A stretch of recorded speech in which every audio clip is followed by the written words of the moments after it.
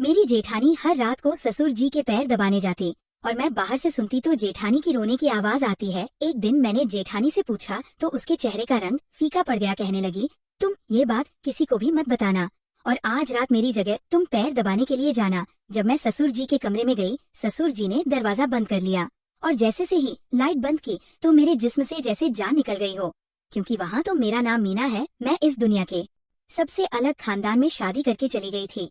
जी हाँ, यही कहना सही था, क्योंकि वहाँ काम ही ऐसे होते थे कि समझ से बाहर थे। मेरे ससुराल में मेरी एक जेठानी थी। जेठ जी शहर के बाहर काम करते थे, कभी कभी वो घर पर आते थे। दरअसल हमारी शादी हमारी मर्जी से हुई थी और मेरे घर वाले राजी नहीं थे, क्योंकि मेरा पति बहुत कमजोर और बीमार नजर आता था। मेरे पिताजी को पूरा यकीन था कि ये नशा करता है, जबकि ऐसा नहीं था। मैं बस इतना ही चाहती थी कि हमारी शादी शांति और सुकून से हो जाए, पर ऐसा नहीं हुआ और बात बिगड़ गई। मेरे घर वालों ने मेरे पति को कहा कि तुम्हारे पास 3 दिन है, इससे शादी करके ले जाओ, वरना चौथे दिन हम इसकी शादी कहीं और करवा देंगे। पति ने हाथ पाव मार के अपने दोस्तों की मदद ली। शादी हो गई। पिताजी ने कहा कि तुम्हारे लिए आज से इस घर के दरवाजे हमेशा के लिए बंद हो गए हैं। मैं हैरान रह गई, जबकि सुरेश के पापा बिल्कुल भी नाराज नहीं थे। वो कहते हैं कि मोहब्बत करना गुनाह नहीं होता है। मेरी शादी में मैं अपनी जेठानी से मिली, उसने मुझे तसल्ली दी, समझाया और कहा कि सब ठीक हो जाएगा। अब मेरा पति दिन रात मेहनत करने लगा, क्योंकि हमें पैसों की जरूरत थी। वो सुबह काम पर जाते और रात को लौटते हैं। ऐसे घर में सिर्फ मैं और मेरी जेठानी ही थी। एक दिन मैंने बहुत ही अजीब देखा। रात होते ही मेरी जेठानी सारा काम खत्म करने के बाद मेरे ससुर जी के कमरे में गई। उनके हाथ में तेल की एक कटोरी थी। ये सब देखकर मुझे बड़ा आश्चर्य हुआ। जेठानी अंदर गई और उसके बाद उसने दरवाजा बंद कर लिया। मैं हैरान रह गई कि भला इस वक्त इसका अंदर क्या काम है और ये तेल लेकर अंदर क्यों जा रही है। कुछ देर तो मैं खड़ी रही कि शायद तेल देने गई हो। वह दरवाजा गलती से बंद हो गया होगा, वह अभी आ जाएगी। लेकिन वो वापस नहीं आई। आधे घंटे तक मैं इंतजार करती रही, लेकिन वो वापस नहीं आई। कुछ देर बाद मेरा पति भी आ गया। मैंने उसके लिए रात का खाना गर्म किया, फिर हम दोनों ने साथ बैठकर खाना खाया। थोड़ी देर के बाद उसने मुझे चाय बनाने को बोल दिया। मैं चाय बनाने के लिए दोबारा किचन में गई। तब भी मैंने देखा कि मेरी जेठानी अपने कमरे में नहीं थी और ससुर के कमरे की लाइट भी बंद थी।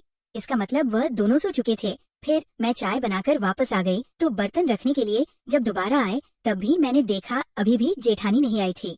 मैं कुछ भी नहीं कर सकती थी। मैं अपने कमरे में आ गई। सुबह मैंने अपनी जेठानी से पूछना चाहा, लेकिन हिम्मत ही नहीं हो रही थी। अगले दिन फिर से यही होने लगा। वो रात का काम खत्म करके सभी के सो जाने के बाद तेल लेकर मेरे ससुर जी के कमरे में चली जाती और मैं देर तक जागती थी, क्योंकि मेरा पति देर रात को आता था। दरवाजा बंद होने वाली बातों ने मुझे बहुत परेशान कर दिया था। मैं धीरे धीरे चलती हुई कमरे के पास चली गई। मेरे कदम बहुत ही धीरे धीरे आगे बढ़ रहे थे और कान ज्यादा ही खुले भी थे।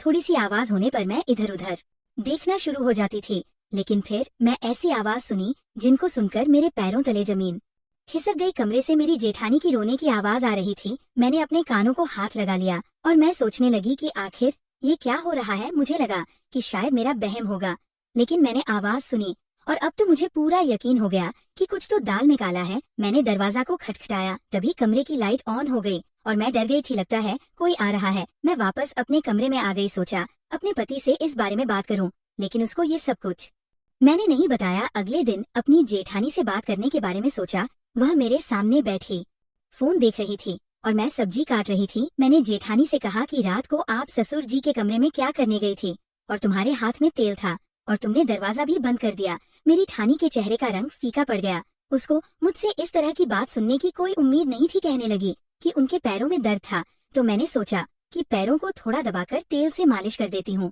थोड़ा आराम मिल जाएगा। मैंने कहा चलो मान लिया कि आप मालिश करने गई थी, लेकिन दरवाजा बंद करने की क्या जरूरत थी और तुम तो अंदर जाकर बैठ गई थी। मैं आधे घंटे से देख रही थी तुम अपने कमरे में नहीं थी। मेरी जेठानी ने मुझसे झूठ बोल दिया कि मैं कमरे में नहीं थी, मैं बाथरूम में गई हुई थी, इसलिए तुम्हें शायद मैं नजर नहीं आई। मेरी तबीयत थोड़ी खराब थी, वह मुझसे नजरें नहीं मिला पा रही थी और वो काम करने चली गई। मैंने कहा कि क्या हुआ था तुम्हारी तबीयत को, तो वो गुस्से से बोली क्यों तुम इतनी सी बात को बड़ी कर रही हो। छोड़ो ये सब, आज बहुत ज्यादा गर्मी है और तुम मुझसे इतने ज्यादा सवाल क्यों कर रही हो। उसने बात को ही पलट दिया था, लेकिन मुझे अंदाजा हो गया था मेरी एक बहुत ही अच्छी दोस्त थी। जब मैंने उसको ये सब कुछ बताया तो उसको ये बात सुनकर आश्चर्य हुआ। वह बोली तुम पागल तो नहीं हो गई हो, वहाँ पर क्या हो रहा होगा ये तुम्हें पता करना चाहिए। मेरी जेठानी भी अजीब तरह की औरत थी। वो अकेला रहना ही पसंद करती थी और कपड़े भी बड़े बड़े खुले खुले पहनती थी।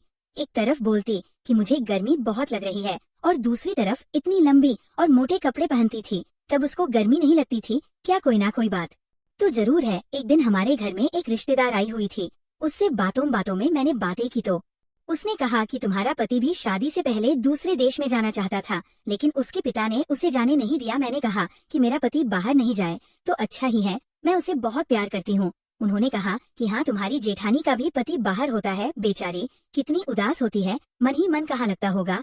मैंने सोचा उदास तो नहीं होती है, बिल्कुल नॉर्मल रहती है, तैयार भी होती है, कपड़े भी नए नए पहनती है। तो रिश्तेदार ने कहा नहीं, ऐसा तो नहीं हो सकता, हमने तो उसे बहुत ही उदास देखा है, वैसे है बड़ी खूबसूरत। मैंने कहा खूबसूरत तो बहुत है, ऐसे में जब पति पास ना हो तो आदमी तैयार होकर किसको दिखाता है, लेकिन उसका दिल करता है कि वह तैयार होने का। ये अच्छी बात है, इंसान को अपने लिए भी तैयार होना चाहिए, अपने लिए भी जीना चाहिए। सिर्फ पति के लिए औरत क्यों तैयार हो, वह अपने लिए भी तैयार हो सकती है ताकि अपने आप को खूबसूरत देखकर उसको खुशी मिले। मेरी जेठानी को देखकर बिल्कुल भी नहीं लगता था कि उसका पति बाहर विदेश में है। ना उस घर में मेरे ठकी कभी कोई चर्चा होती थी, ना ही उसका कोई नाम लेता था, ना मैंने उसकी कभी कोई फोटो देखी थी। जेठानी को भी कभी अपने पति से बात करते हुए नहीं देखा। अगर पति बाहर विदेश में है तो फोन पर तो बात करता ही होगा। और यहाँ तक कि मेरे ससुर जी भी कभी जिक्र नहीं करते कि मेरा बेटा बाहर विदेश में है। एक दिन हम सब खाना खा रहे थे तो मेरे ससुर जी ने कहा भगवान ने मुझे एक ही बेटा दिया है और ये सब कुछ उसी का ही है, साथ में ही वो खांसने लगे। मैंने कहा कि पापा आपका एक और बेटा भी है? कहने लगा हाँ, एक और बेटा भी है, गलती हो गई मुझसे, बाप थोड़ी कभी अपनी औलाद को भूल सकता है। मैं तो मजाक कर रहा था। हम सब हैरान हुए कि वह एक कैसे से भूल सकते हैं।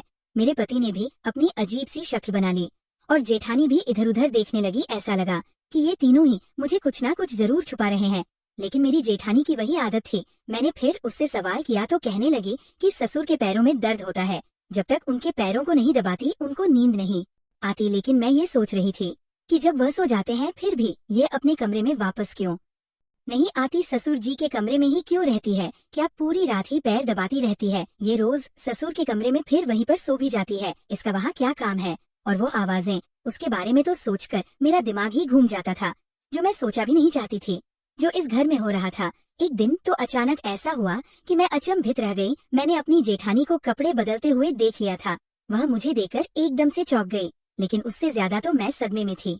मैंने कहा कि आप तो माँ बनने वाली है और आपने मुझे बताया भी नहीं, इतनी बड़ी बात तो उसकी जुबान मानो उसका साथ नहीं दे रही थी। पहले तो वो बहुत घबरा गई, फिर खुद को संभाल कर बोली हमारे खानदान में ये सब बताया नहीं जाता, जब तक बच्चा 7 महीने का नहीं हो जाता तब तक किसी को भी ये बात नहीं बताई जाती है। कहते हैं कि बताने से नजर लग जाती है, इसलिए मैंने किसी को भी ये बात नहीं बताई कि मैं माँ बनने वाली हूँ। मैंने कहा कि मेरे पति ने भी मुझे ये नहीं बताया, कभी ससुर जी ने भी इसका जिक्र नहीं किया। क्या उन लोगों को भी नहीं पता? मेरी जेठानी को कुछ समझ में नहीं आ रहा था कि वह क्या जवाब दे। उसने कहा शायद भूल गए होंगे। मैंने सोचा कोई इतनी बड़ी बात कैसे भूल सकता है, और मुझे भी नहीं पता चला क्योंकि मेरी ठानी बहुत ही खुले कपड़े पहनती थी, पर अब उसको देखकर लग रहा था कि जैसे 8वां महीना चल रहा हो। इसका मतलब था कि 8 महीने पहले मेरे जेठ जी आए थे, लेकिन फिर भी कोई इस घर में उनका नाम तक नहीं लेता है। क्या उनकी कोई दुश्मनी थी या ये उनको पसंद नहीं थी? इस घर में रहते हुए मुझे अभी 1 महीना ही हुआ था, वो भी उनके के लिए कुछ नहीं भेजता था, ना कोई पार्सल ना कोई फोन। फिर मैंने सोचा कि एक तो मेरी जेठानी की यह हालत है, ऊपर से मेरे ससुर जी फिर भी उनको अपने पैर दबाने के लिए बुला लेते हैं, अपने पैरों पर मालिश करवाते हैं, वो भी हर रोज। उनको इतना तो सोचना चाहिए कि ये पेट्स है, इसको आराम की जरूरत है। एक दिन हम सब खाना खा रहे थे तो मैंने अपनी जेठानी को कहा कि मैं आपके लिए चाट बनाई है, ऐसी हालत में तो आपका चाट खाने का तो मन ही करता होगा। ये बात सुनकर जेठानी के गले में खाना अटक गया और ससुर जी ने भी उसको बड़ी हैरानी से देखा। वो सबके सामने कहने लगी कि तुम्हें क्या हो गया है, तुम्हें किसने कह दिया कि मैं पेट से हूँ, जबकि मेरा पति ही मुझसे मिलने के लिए नहीं आया है। तो मेरे कदमों तले जमीन खिसक गई कि कैसे मेरी जेठानी ने तुरंत ही झूठ बोल दिया था, जबकि मुझे अच्छी तरह से पता था कि वो पेट से है, और अगर उसका पति नहीं आया तो फिर ये बच्चा किसका था? मेरे ससुर जी ने भी कहा कि वह तुमसे मजाक कर रही थी और तुमने सच मान लिया। बे अभी ऐसी कोई खुशखबरी नहीं है, इस खुशखबरी के लिए हम तो तुम लोगों की तरह ही देखते हैं, जल्दी से कोई खुशखबरी सुना दो, हमारे इस घर में भी चहल पहल हो जाएगी। मेरे ससुर ने भी अचानक ही मेरी जेठानी को कहा कि तुम्हें तुम्हारी मम्मी के घर छोड़कर आना था, आओ मैं तुम्हें छोड़ आता हूँ, मैं तो भूल ही गया था और तुम भी याद नहीं दिलवा हो। अब इसका पति घर पर नहीं है तो ये जिम्मेदारी मुझे ही पूरी करनी होगी। जब ये कहती है तो इसको इसके मायके छोड़ आता हूँ। जब बोलती है तो मैं वापस ससुराल ले आता हूँ। मेरे ससुर जी मुझे सफाई दे रहे थे। उन्होंने कहा, इसके पिताजी के साथ मेरी पुरानी दोस्ती है, वहाँ भी थोड़ी देर बैठकर बातें कर लेता हूँ। अच्छा टाइम पास हो जाता है। तुम दोनों मियाँ बीबी बैठकर खाना खाओ, हम चलते हैं। मेरी ठानी के चेहरे का रंग उड़ गया। वह मेरी तरफ एक टक लगाए देख रही थी, जैसे कि मैं उसकी जिंदगी बर्बाद करती हूँ। मेरे ससुर जी उसको लेकर वहाँ से चले गए, जबकि इससे पहले तो ऐसी कोई बात नहीं थी कि आज ही लेकर जाना है। जब वहले लेकर चले गए तो मेरे पति ने मुझसे पूछा कि तुमको ये सब किसने बताया, तुम इस तरह की बातें क्यों कर रही हो। मैंने कहा कि मैंने देखा था कि उनका पेट बढ़ा हुआ है। मेरे पति भी हंसने लगे, उनका पेट खाने से बढ़ा हुआ है और तुम समझ रही हो कि वह प्रेग्नेंट है। मेरा भाई 2 साल से घर नहीं आया है तो बच्चा कहाँ से आएगा। मैंने अपने पति को कुछ भी नहीं कहा और ना ही कोई बहस की, पर बात साफ थी और मैंने अपनी आंखों से भी देखा था कि मेरी जेठानी पेट से भी है और उसका 6ठा महीना चल रहा था। लेकिन वह ये बात क्यों छुपा रही थी, और अगर छुपा रही थी तो कब तक छुपाती। क्या वह बच्चा पैदा नहीं करेगी। मेरे ससुर जी जेठानी को मायके से लेकर रात तक वापस आए तो अपनी जेठानी को देखकर मैं फिर से हैरान रह गई। उसके चेहरे पर एक बहुत बड़ा निशाना बना हुआ था, जैसे किसी ने मारा हो। मैं आगे बढ़ी, मैंने कहा कि क्या हुआ, ये कैसे हुआ। कहने लगी कि मैं रिक्शा से गिर गई और मेरा मुंह जमीन पर जा गिरा। मैं हैरान रह गई। मेरी ठानी को देखकर लग रहा था कि वो झूठ बोल रही है। वह अपने कमरे में चली गई और उसने खाना भी नहीं खाया। अगर वह रिक्शे से गिरी होती तो और उसका मुंह जमीन पर लगा होता तो उसके चेहरे को भी नुकसान होता, जबकि ऐसा कुछ भी नहीं लगा। ऐसा लगता था कि किसी ने जानबूझकर उसको मारा है। आज की रात भी जब वह मेरे ससुर जी के कमरे में जा रही थी, उसकी आंखों में आंसू बह रहे थे। जब वो कमरे में जा रही थी तो उसने अपने आंसू पूछ लिए। मैंने सोचा इस बेचारी के साथ कोई ना कोई जुल्म तो जरूर हो रहा है यहाँ पर, और ये सब कुछ सहन कैसे कर रही है। एक दिन मुझे बहुत गुस्सा आया और मैंने अपनी जेठानी को कहा कि इतना बड़ा झूठ क्यों बोलती हो। सबके सामने मैं कोई अंधी नहीं हूँ। मैंने तुम्हें अपने आंखों से देखा था कि तुम माँ बनने वाली हो। तुमने कोई नकली पेट नहीं लगा रखा है और तुम इतना खाती भी नहीं हो कि तुम मोटी हो जाओ। तुम्हारे पेट में किसका बच्चा है। जब तुम्हारे पति 2 साल से घर नहीं आए तो ये बच्चा किसका है। मेरी ठानी ने मेरी बात सुन ली लेकिन जवाब कुछ नहीं दिया। मैंने कहा, उस कमरे में से वापस क्यों नहीं आती हो। तेल लगा दिया तो वापस आ जाया करो। वहाँ सोने की क्या जरूरत है। और कौन सा उनके पैरों में दर्द रहता है जो रोज तुमसे मालिश कराते हैं। कौन सा काम करते हैं। अगर तुम दोनों मिलकर कोई चक्कर चला रहे हो तो मुझसे छुपा रहे हो, और अगर पता चला तो मैं सारे मोहल्ले में तुम दोनों को बदनाम कर दूंगी। छोड़ूंगी नहीं तुम लोगों को। मुझे पता है एक औरत आदमी के बगैर नहीं रह सकती। तुम्हारा पति 2 साल से घर नहीं आया, लेकिन इसका मतलब ये नहीं है कि तुम उसकी इज्जत का सौदा कर दो। और इस बच्चे का क्या कसूर है। ये इस दुनिया में आएगा तो किसको अपना बाप कहेगा। क्या तुम इसको इस दुनिया में लेकर नहीं आना चाहती। कब तक छुपाओगी। क्यों अपनी जिंदगी बर्बाद कर रही हो। मेरी जेठानी को भी गुस्सा आ गया। उसने कहा, ठीक है, तुम्हें यही लगता है कि मैं अपने ससुर के कमरे में जाती हूँ और मेरा बच्चा भी मेरे पति का नहीं है, तो आज मेरी जगह तुम मेरे ससुर के कमरे में जाओ, उनको तेल से मालिश करना और फिर देख लेना कि वहाँ पर क्या होता है। मैंने कहा, ठीक है, मैं चली जाऊंगी, देखती हूँ क्या होता है। उसने कहा कि ससुर ने पहले ही कमरे की लाइट ऑफ की होती है और तुम्हें वहाँ इतना ही कहेंगे कि तेल लगा दो, तुम आराम से लगा देना, उसमें कोई मसला नहीं होता है। मैंने कहा, ठीक है, मैं भी जाऊंगी और देखूंगी अंदर होता क्या है। मुझे पता था कि औरत की गलती नहीं होती है, औरत जी जीत कर भी हार जाती है, लेकिन फिर भी यहाँ पर मुझे गलती जेठानी की ही लग रही थी। अगर कुछ गलत हो रहा था तो वो फिर किसी को बोलती क्यों नहीं थी। अगर मेरे ससुर जी उसे जबरदस्ती कर रहे थे तो फिर वह ये बर्दाश्त क्यों कर रही थी, और वह अपने पति से क्यों बात नहीं करना चाहती थी। ना ही मेरे पति को बताती है, किसी को कुछ नहीं बताती, कम से कम मुझे तो बता देती, मैं उसकी मदद कर देती। जिस किस्म की आवाज मैंने सुनी थी, मुझे अपनी जेठानी पर भी शक हो रहा था। मेरा पति तो वैसे ही देर से आता था, मेरे ससुर 10 बजे ही सो जाते थे, इसलिए मेरी जेठानी ने मुझसे कहा कि जाओ, आज तुम चली जाओ। मैंने देखा कमरे की लाइट पहले से ही बंद थी। मैंने हाथ में तेल की कटोरी ली और अंदर चली गई। मेरी जेठानी ने कहा कि अंदर जाते ही दरवाजा बंद कर लेना और कोई बात पूछे तो आगे से सिर्फ हाँ ही करना। मुझे डरने की भी क्या जरूरत थी, ये मेरे ससुर थे। अगर पता चल भी जाता तो मैं फौरन बाहर आ जाती। मेरी जेठानी बाहर ही खड़ी रही, लेकिन जब मैं अंदर गई तो मेरे ससुर ने अंदर जाते ही ऐसी बात कही कि मैंने अपने कानों को हाथ लगा लिया। कहने लगी, मेरी जान, आज इतनी देर का यूं लगा दी। मैं पूरी तरह हैरान रह गई। मेरे पास बैठो, खड़ी क्यों हो, क्या हो गया, नाराज हो गई मुझसे। वो ऐसे बोल रहे थे जैसे कोई अपनी पत्नी से बात कर रहा हो। मुझे तो वहाँ 2 मिनट ही हुए थे कि मैं वहाँ से तुरंत बाहर आ गई और अपनी जेठानी को हैरानी से देखा। फिर वह मुझसे अपने कमरे में ले गई और उसने मुझे एक तस्वीर दिखाई जिसमें वह अपने ससुर जी के साथ दुल्हन बनी बैठी थी। उसने कहा, ये मेरे ससुर नहीं मेरे पति हैं और मेरी शादी हुई है। तुमने जो आवाज सुनी वह इस वजह से थी, ऐसी हालत में मैं पैर दबाकर बुरी तरह से थक जाती थी, इसलिए मेरे मुंह से ऐसी आवाज आने लग जाती थी। यह आपके ससुर जी अच्छे इंसान नहीं है, मुझ पर जुल्म करते हैं, मुझे अपना गुलाम समझते हैं क्योंकि मेरे आगे पीछे कोई नहीं है, लेकिन ये मेरे ही पति हैं और ये बच्चा भी इन्हीं का है। उसने कहा था कि जब बच्चे एक दिन आ जाएंगे तो वह मुझे गाँव भेज देगा और फिर कुछ ना कुछ करके कह दे कि ये बच्चा गोद लिया हुआ है। तुम्हारे पति ने मिलकर ये प्लान बनाया था कि तुम्हें ये बात पता ना चले, नहीं तो बदनामी होगी। हमारे खानदान में ये बात किसी को भी नहीं पता। जो औरत इस घर में आई थी वो तो मेरे पति की बहन थी, इसलिए वह भी हमारे साथ मिली हुई थी।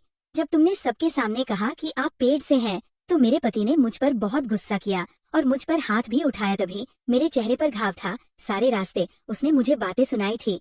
ये खानदान बहुत ही अजीब है, यहाँ पर बहुत सारे राज दबे हैं जिनमें से मैं भी एक राज हूँ।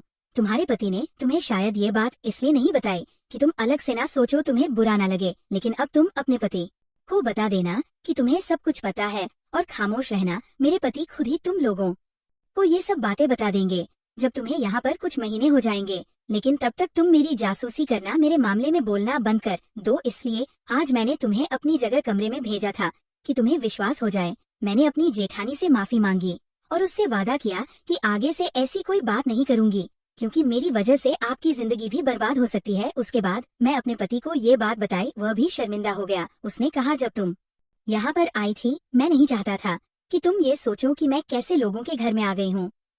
मेरे पिता ने इस लड़की से शादी की है, इसलिए तो हमारी शादी के खिलाफ नहीं थे और उनको उनके हालात पर छोड़ दो, मेरे साथ अपनी जिंदगी की शुरुआत करो। मैंने ऐसा ही किया। ससुर के यहाँ बेटी पैदा हुई तो फिर उसके अंदर भी थोड़ी सी शर्म आई क्योंकि पहले उनकी कोई बेटी नहीं थी। अब वो अच्छी तरीके से रहते हैं और अपनी पत्नी का ख्याल भी रखते हैं। हम लोग इस तरह जिंदगी गुजार रहे थे। वो लोग अपनी जिंदगी में खुश रहते थे, हम लोग अपनी जिंदगी में। मेरे पति बहुत अच्छे इंसान थे, मुझे बहुत प्यार करते हैं, मेरे लिए मेहनत भी करते हैं दोस्त। तो उम्मीद करती हूँ आपको हमारी कहानी पसंद आई होगी। कहानी पसंद आई है तो वीडियो को लाइक करें, चैनल पर नए हैं तो चैनल को सब्सक्राइब करें और हाँ, नोटिफिकेशन बेल को जरूर दबाएं ताकि अगली अपडेट सबसे पहले